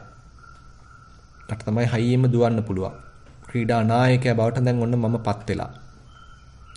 ඉතින් පුංචි හිතට ලොකු ආඩම්බරයක් ඇති වෙනවා. මොකද පාසලේ ගුරුවරු ඉතින් ස්තුති කරනවා. ක්‍රීඩා තරඟවලදී මම පළමිනියා වෙනවා. දැන් පාසල නියෝජනය කරනවා මම ගිහිල්ලා පාසල පාඨශාලාන්තර තරඟවලදී. ඉතින් මට ඉතින් අනිත් යාළුවොත් ඉතින් ලොකු සැලකිල්ලක් දක්වනවා. මොකද මම තමයි දැන් පාසල නියෝජනය කරන්නේ. දැන් මේ දරුවා තුල ටික දැන් මාන්නේ එනවා. මමෙක් ඉස්මතු වෙනවා. අර මමත්වය ලියලලා අතුලියලා එන්න පටන් ගන්නවා. ඉතින් පෙරදුනොත් එහෙම ඉතින් ඒකෙම අනිත් පැත්තක් සිද්ධ වෙනවා. අනේ මට කරගන්න බැරි වුණානේ කියලා ඉතින් අඬනවා, දොඩනවා, සියදිවි හානි කරගන්නවා. විභාගයේ අසමර්ථ වුණොත් සියදිවි හානි කරගන්නවා. ඉතින් පුදුමාකාර විදිහට අර මමයා පෝෂණය කර අපි කටයුතු කරනවා. ඊට පස්සේ ඉතින් අපි විවාහයක් එහෙම වෙනවා නම් ඉතින් එතෙන්දිත් ඕකම තමයි සිද්ධ වෙන්නේ. ඉතින් දැන් මට හොයාගන්න ඕනේ සහායකෙක්. මට හොයාගන්න ඕනේ සහායිකාවක්. බැරි වෙලාවත් මගේ සහායකයා මගේ සහායිකාව වෙනත් කෙනෙක්ගේ දිහා බැලුවොත් ඉතින් දැන් මට කේන්ති යනවා. නුරුස්නා ගති පහළ වෙනවා. දැන් කොහොම හරි මම මගේ පෙම්වතා මගේ පෙම්වතිය මා සතු කරගත යුතුයි. දැන් පින්වත් මේ මමයා කොයිතරම්නම් සූක්ෂම විදිහට අපේ හිත තුල පළපදියම් වෙනවද? මේ පුංචි කාලේ බුදුහාමුදුරුවෝ කියන අර උඩුකරුව ඉන්න දරුවගේ හිතේ සත්වෙක් පිළිබඳ හැඟීමක් නැහැ. කෙනෙක් පිළිබඳ හැඟීමක් නැහැ. මමෙක් පිළිබඳ හැඟීමක් නැහැ. නමුත් අපි විවාහෙන මට්ටමකදී රස්සාවක් කරන මට්ටමකදී විශ්වවිද්‍යාලයක උපාධියක් ගන්න මට්ටමකදී එහෙම නැත්නම් ඔලිම්පික් තරඟයකට ඉදිරිපත් වෙන තරම් මට්ටමකදී තමන්ගේ රට නියෝජනය කරන මට්ටමකදී කොයිතරම්නම් කෙනෙක් පුජ්‍යලයක් මමෙක් හදාගෙනද අපි වැඩිහිටියෙක් වශයෙන් කටයුතු කරන්නේ. දැන් මේ මට්ටමේ තමයි අන්න අර අශෘතවත් පෘථග්ජනයා කටයුතු කරන්නේ. ඒ අශෘතවත් පෘථග්ජනයාට තේරෙන්නේ නැහැ මේ බුදුහාමුදුරුවෝ කියන ධර්මයක්. ආරයන් වහන්සේලා කියන ධර්මයක් ඒ අශෘතවත් පෘථග්ජනයාට තේරෙන්නේ නැහැ. ඒ නිසා එයා නිතරම කටයුතු කරන්නේ මේ සක්කාය දිට්ඨියෙන් මඩලා ලද හිතකින්. මමෙක් ආරෝපණය කරගත්ත හිතකින්. මමෙක් විසින් මැඩ පැවැත්වූ හිතක්. පුජ්‍යල භාවයකින් වසා ගන්නා ලද හිතක්. සහිතවයි එයා කටයුතු කරන්නේ. මාන්නේ ඉහවහ ගිහිල්ලා. යන්නේ ටිකක් අඩි ගාණක් උඩින්. අපි තුමු විශ්වවිද්‍යාලයට ගිහිල්ලා ඉහළම සාමාර්ථයක් ලබනවා. ඉතින් එතකොට දෙමව්පියන් අමතක වෙනවා. දුප්පත් ඥාතීන් අමතක වෙනවා. අඩි ගාණක් උඩින් තමයි යන්නේ. අර මාන්නේ ඉහවහා ගිහිල්ලා ආරෝපණය කරගත්ත පුජ්‍යල භාවය තනිකරම ඒ පුජ්‍යලව යටපත් කරගෙන. ඒ නිසා බුදුරජාණන් වහන්සේ කියනවා. ඉතින් මේ විදිහට පහළ වෙච්ච සක්කාය දිට්ඨිය, ඒ මානක්කාරකම, ඒ පුජ්‍යල භාවය අයින් කරගන්නේ කොහොමද කියන්නේ තැනත දන්නේ නැහැ. ඒක නිස්සරණයක් ඒ තැනත්ත දන්නේ නැහැ. ඉතින් ඒ නිසා මොකද කරන්නේ? බුදුරජාණන් වහන්සේ කියනවා ඒ සක්කාය දිට්ඨිය දැන් ස්ථිර බවටපත් වෙනවා. බැහැර කරන්න බැරි බවටපත් වෙනවා. uppannāyaca සක්කාය දිට්ඨිය නිස්සරණං යථා භූතං නප්පජානාති. මේ ඉපදුන සක්කාය දිට්ඨියෙන් නිදහසක් ලබන ක්‍රමයක් ගැන මේ තැනත්ත දන්නේ නැහැ. සක්කාය දිට්ඨි පරියුට්ඨිතේන චේතසා විහෙරති. සක්කාය දිට්ඨියෙන්ම මඩනාලද පුජ්‍යල භාවයක්ම ආරෝපණය කරගත්ත කෙනෙක් හදාගත්ත හිතින්මයි වාසය කරන්නේ. වෙන විදිහකට හිතන්න තේරෙන්නෙම නැහැ. කෙනෙක් අල්ලගෙනමයි හිතන්නේ. මමෙක් ඉන්නවා කියලා හිතාගෙනමයි හිතන්නේ. මමෙක් මුල් කරගෙනමයි හිතන්නේ. මමම ඉස්සරහට එන්න ඕනේ, මමම ජයග්‍රහණය කරන්න ඕනේ, මටම අයිති කරගන්න ඕනේ, මමම දිනන්න ඕනේ. මමම ලොක්කා වෙන්න ඕනේ කියලා තමයි හිතන්නේ. ඉතින් යාට ඒ ආරෝපණය කරගත්ත මමත්වය අයින් කළා ඉන්න පුළුවන් ගතියක් අහලවත් නැහැ. එහෙම ක්‍රමයක් තියෙනවද කියලාවත් අහලා නැහැ. ඒකයි බුදුරජාණන් වහන්සේ කියන්නේ සක්කාය දිට්ඨි තාමගතෝ අපට විනීතා ඕරම් භාගියං සංයෝජනං. දැන් අන්න ඕරම් භාගිය සංයෝජනයේ හොඳටම කාවැදිලා තියෙනවා. දැන් මේ පළවෙනි සංයෝජනේ සක්කාය දිට්ඨිය කියන ඕරම් භාගයේ සංයෝජනයේ හොඳටම මුල් බැහැගත් තත්වයක තමයි මේ තැනත්තා කටයුතු කරන්නේ. ඊට පස්සේ විචිකිච්ඡාව ගත්තත් දැන් ඉතින් ධර්මයක් ගැන වෙන්න පුළුවන්, පෙර භවයක් ගැන වෙන්න පුළුවන්, ඊළඟ භවයක් ගැන වෙන්න පුළුවන්, හේතුඵල ධමයක් ගැන වෙන්න පුළුවන්. ටිකක් ගැඹුරු කාරණා තේරෙන්නේ නැහැ. ඒ නිසාම සැක කරනවා. ඒ නිසාම හිතන්නෙම කෙනෙක් හිටියා කියලා. හිතන්නෙම දැන් කෙනෙක් ඉන්නවා කියලා. හිතන්නෙම අනාගතයේ කෙනෙක් ඉඳීවි කියලා. එතකොට මෙහෙම කෙනෙක් පුජ්‍යලයක් මමෙක් මුල් කරගෙන හිතන්න තව පැටලීමක්, පඹගාලක පැටලීමක්, අවුල් ජාලාවක පැටලීමක්, දෘෂ්ටි වනාන්තරයක පැටලීමක් තමයි සිද්ධ වෙන්නේ. දැන් හිතන පැත්තට පැටලෙනවා. අතීතේ හිටියද කියලා පැත්තත් පැටලෙනවා. අනාගතේ ඊළඟ භවයක ඉඳීද කියලා හිතන්න ගියත්, සැක කරන්න ගියත් ඒත් පැටලිලා. දැන් මම ඉන්නවද කියලා හිතන්න ගියත් ඒත් පැටලිලා. ඒත් සැක ඇති වෙලා. දැන් මේ කෙනෙක් පුජ්‍යලයක් මුල් කරගෙන හිතන වාරයක් ගානේ අර පැටලුම් සහගත නූල් බෝලේ තව පැටලෙනවා. ලිහා ගන්න බැරි තරමට පැටලෙනවා. ඒ නිසා බුදුරජාණන් වහන්සේ කියනවා හරියට නිකන් දෘෂ්ටි කාන්තාරයක අතරමං වෙනවා. දෘෂ්ටි වනාන්තරයක අතරමං වෙනවා. දැන් මේ බඳු මට්ටමක තමයි එහෙමනම් ඒ දෙවන ඕරම් භාගීය සංයෝජනය විචිකිච්ඡාව කියන සංයෝජනය ඒ කෙනෙක් තුල තව මුල් බැහැගන්නේ. දැන් විචිකිච්ඡාවෙන්මයි ඉන්නේ, සැකෙන්මයි ඉන්නේ. සැකේ අයින් කර ගැනීමක් ගැන අහලවත් නැහැ. දන්නේවත් නැහැ. ඊළඟට මොනවා හරි සීලයක් කියලා ඉතින් ඇහෙනවා. ඒක ඊළඟට දැඩිව පරාමර්ශණය කරගන්නවා, දැඩිව අල්ල ගන්නවා. ඊට පස්සේ ඒ අනුවමයි කටයුතු කරන්නේ. ඒකෙන් හිත අයින් කරගන්න විදිහක් ඇත්තෙම නැහැ. අපි හිතමු යම්කිසි සම්ප්‍රදායනුකූලව ආපු, පාරම්පරිකව ආපු, පරම්පරාවෙන් ආපු මොකක් හෝ පිළිවෙලක් තියෙනවා. යම්කිසි දෙවියෙක් අදහන ගතියක් තියෙනවා. ඉතින් දෙවියා ඉන්නවා කියලා ඉතින් පරම්පරාවේ කියලා තියෙනවා. ඒ දෙවියාගේ අහවල් අනුසස් තියෙනවා කියලා තියෙනවා. ඒ දෙවියා වෙනුවෙන් මෙන්න මේ බලි පූජාවන් කරන්න ඕනේ කියලා තියෙනවා. ඉතින් තමනුත් ඒවා ඔන්න අදහනවා. ආච්චිලා සීයලා ඒ දේ කළා, අම්මලා තාත්තලා ඒ දේ කළා. ඉතින් මමත් කරනවා. ඉතින් මටත් ඒකේ ප්‍රතිඵල ලැබේවි. මං ඒ දේ කළේ නැත්තම් ඒ දෙවියා මට දඬුවම් දේවි කියලා. ඉතින් ඒ යම්කිසි දිගට ආපු පාරම්පරික සීල ව්‍රතයක් වෙන්න පුළුවන්. නැත්තම් අලුතෙන් තමන් හදාගත්ත දෙයක් වෙන්න පුළුවන්. ඒ මොකක් හරි ව්‍රතයක්, මොකක් හරි පිළිවෙලක් දැඩිව ග්‍රහණය කරනවා. ඒ අනුවම තමයි දැන් කටයුතු කරන්නේ. ඒ තුලම තමයි හිර වෙලා ඉන්නේ. ඒකෙන් අයින් වෙන්න හරි හිතට බයක් ඇති වෙනවා. ඒක කැඩුනොත් දඬුවම් ලැබෙවි කියලා හිතනවා. ඉතින් ඒ ග්‍රහණය කරගත්ත හිතකින්, මුල් බැසගත්ත හිතකින් යම්කිසි ව්‍රතයකට, සමාදානයකට, පිළිවෙලකට රිංගගත්ත හිතකින් තමයි කටයුතු කරන්නේ. ඒකෙන් හිත අයින් කිරීමක් ගැන අහලවත් නැහැ. ඒකෙන් හිත අයින් කළ යුතුයි කියලා ඉගෙනගෙන නැහැ.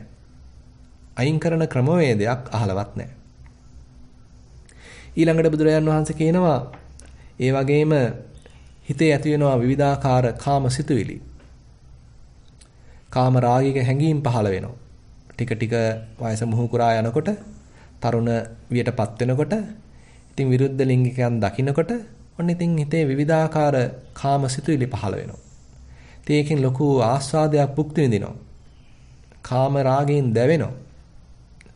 නමුත් කාම රාගේ අයින් කරන්න සුදුසුයි, අයින් කළ යුතුයි කියලා අහලවත් නැහැ. කාම රාගේ අයින් කරන ක්‍රමයක් ගැන අහලවත් නැහැ. කාම රාගෙන් නිදහස් වූ හිතක් ගැන කිසි අගය කිරීමක්, වටිනාකමක් දෙන්නෙත් නැහැ.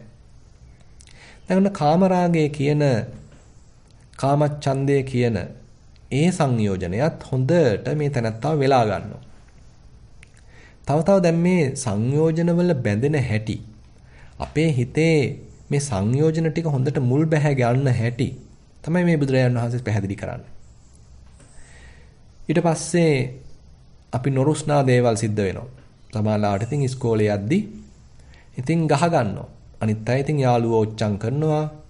අන්වර්ථ නාම වලින් අපිව අමතනවා. මට නම් මෙන්න මේ නමයි අම්මයි තාත්තයි ගුරුවරුයි දුන්නේ. නමුත් යාළුවෝ වෙන නමක් ඔන්න පට බැඳලා. ඔන්න ඉතින් කේන්ති යනවා. ඊට පස්සේ සමහරවිට ඉතින් මාව අභිභවා තව කෙනෙක් යනවා. ඉස්සෙල්ලා නම් ඔන්න මම පන්තියේ පළවෙනියා වුණා. ඔන්න මේ පාර වෙන කෙනෙක් පළවෙනියා වෙලා. ඔන්න මට යාගෙන ඊර්ෂ්‍යාවක් ඇති වෙනවා. ඊට පස්සේ මට උසස් පාසලකට යන්න බැරි වුණා. වෙන කෙනෙක් නම් ඔන්න ඒකට ගිහිල්ලා. එයාගෙන ඔන්න ඊර්ෂ්‍යාවක් ඇති වෙනවා. ක්‍රෝධයක් ඇති වෙනවා. ඊට පස්සේ මට වඩා වෙන කෙනෙක් සලකනවා, ගුරුවරයා සලකනවා. නැත්තම් ගෙදර අම්මා තාත්තා මගේ වෙන සහෝදරයෙකුට සහෝදරියකට සලකනවා. ඔන්න ද්වේෂයක් ඇති වෙනවා. ඊර්ෂ්‍යාවක් ඇති වෙනවා. දැන් ටික ටික මේ විවිධාකාර අපේ සමාජික කටයුතු හරහා අපේ හිතේ දැන් මේ ද්වේෂය ටික මුල් බැහැ ගන්නවා. අපි ද්වේෂයක් ආවහම ඒක හිතින් දුරු කළ යුතුයි කියලා හිතන්නේ නැහැ. ඒක අයින් කළ යුතුයි කියලා හිතන්නේ නැහැ. කොහොමද අයින් කරන්න කියලා දන්නෙත් නැහැ. ද්වේෂයක් ආවා, බැන්නා, ගැහුවා, ආරවුලකටපත් වුණා, අන්න තව තව ඒ ද්වේෂ බරිත ගතිය, පලිගන්න ගතිය, ගැටෙන ගතිය, වෛරී ස්වභාවය අපේ හිතේ හොඳට කාවදිනවා. දැන් ඒ සංයෝජනයත් ඔන්න හොඳටම මුල් බැස ගත්තා.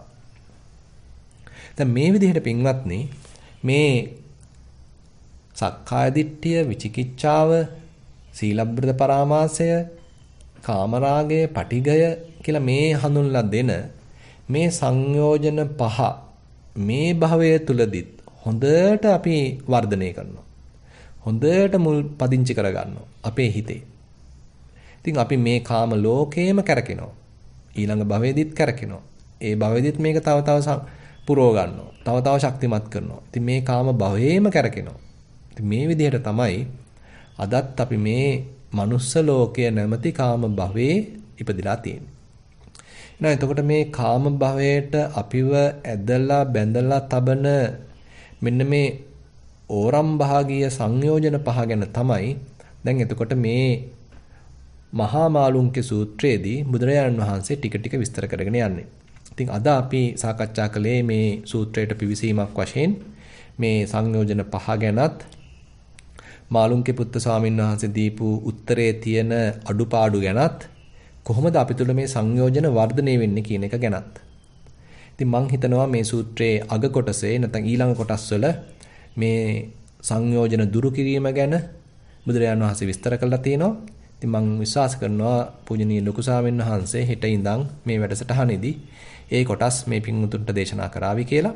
එහෙමනම් අද අපි මේ කරුණු කාරණා තේරුම් අරගෙන අපේ හිතේ මේ සංයෝජන වැඩෙන හැටි නොතිබිච්ච කෙනෙක් දැන් අපි ආරූඪ කරගෙන ඉන්න හැටි පුංචි කාලේ නොතිබිච්ච සීල ව්‍රතවලට සමහර විට අපි දැන් තදින් ඇලුම් කරමින් ඒ තුල එල්බගෙන ඉන්න හැටි ඊළඟට විවිධාකාර දේවල් සැක කරමින් අපි දැන් කාලය ගත කරන හැටි පුංචි කාලේ නොතිබිච්ච රාගයකින් අපේ හිත දැවෙන හැටි පුංචි කාලේ කාත් එක්කත් බොහොම සුහදව සිනාරැල්ලක් සහිතව බොහොම අහිංසකව කටයුතු කරපු අපි දැන් ඔවුනෝන් හා රණ්ඩු සරුවල් කරගෙන වෛර කරගෙන ක්‍රෝධ කරගෙන ද්වේෂයෙන් දැවි ඉන්න හැටි එවනම් පින්වත් අපිට තේරුම් ගන්න වටිනවා. ඉතින් මේ සූත්‍රයේ අනුසාරයෙන් අපි ඒ කාරණු කාරණා තේරුම් අරගෙන ඉස්සරහදී මේ සංයෝජන දුරු කරන හැටිත් තේරුම් ගන්න අපි උත්සාහන්ත වෙමු. ඒ සඳහා මඟ පෙන්වීමක් ඒ සඳහා උද්‍යෝග කිරීමක් අද දින ධර්ම දේශනාවෙන් සිදු වේවා කියලා ප්‍රාර්ථනා කරමින් අද ධර්ම දේශනාව අවසන් කරනවා. සියලු දෙනාටම තෙරුවන් සරණයි.